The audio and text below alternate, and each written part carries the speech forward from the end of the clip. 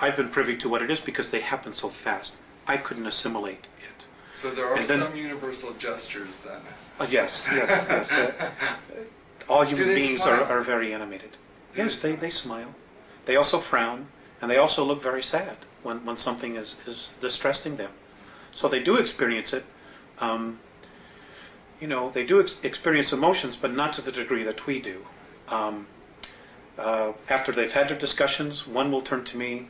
Usually, most of the time it's Morene, and he'll talk to me like I'm talking to you. He'll actually go to the great lengths to speak to me. Or sometimes it's just telepathic. You know, he'll just look at me, and for a while there I wasn't always getting the message because I was so focused on the color that was flashing in front. I was watching that. I was like, wow, this is really amazing.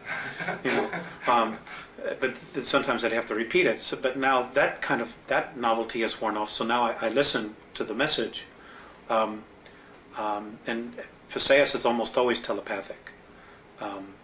So that's what they do. What have they asked you to do in order to help them? Just to disseminate information. I'm currently in the process of trying to investigate all of the current UFO information that's out there, and what I've had the ability to do is sometimes check it with them. Well, is this true? Is that true? And they've said yes, or they've said no. There is a lot of disinformation out there.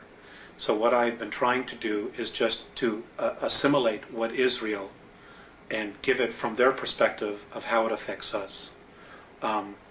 We have a real mess on our hands. Okay, let's talk about some of that. According to your Andromedan sources, there are 3 groups of extraterrestrials who are involved in very distressing agendas here on Earth. One is the renegade gray-skinned Zeta Reticulans, another is the Giza intelligence formerly of the Pleiades, and a third is the reptilians from Alpha Draconis. Is there another? Yes.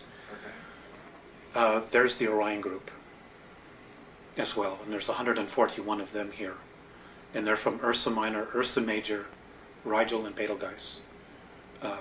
From that particular group, that particular area of the star system.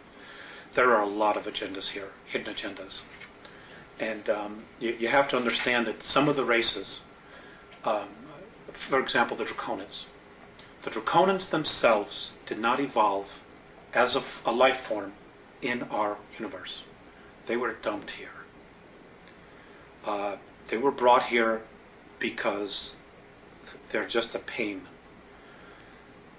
They're incredibly smart, they're incredibly psychic, they're incredible builders, but they're bullies.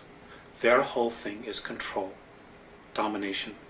And because there's no race in our universe that can really beat them up and wipe them out, they don't have to choose light or dark. They're just where they are. And they've chosen the opposite polarity.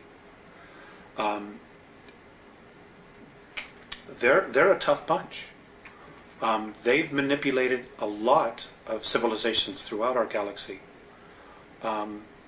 They're also responsible for the 600,000-year war, which almost annihilated the human species in our galaxy.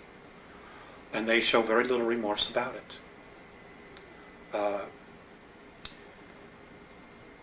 Hopefully they'll be leaving soon. But the others are life forms that have evolved, like the Orions. The Orion group has been genetically manipulated and have been deeply entrenched in draconian belief systems. So they're carrying that energy or that torch for whatever their agendas are, as well as their own agendas. Okay? The reticulant, the Greys have been controlled and manipulated by the Orion group. So there is a system, a class system here that's been established. And this is very common in the non-benevolent or regressive extraterrestrial structures, where there's a class system of workers, warriors, administrative or priests, and then the hierarchy, the royalty. And the lower you are, the worse you're treated. We have a history of that here on our planet as well. Right. You know, the caste and we've been taught this by the aliens themselves. Right. And the Pleiadians very much were part of that as well. For a time, they were very much in that belief system. Well, let's focus for a while on the renegade Zeta Reticulans.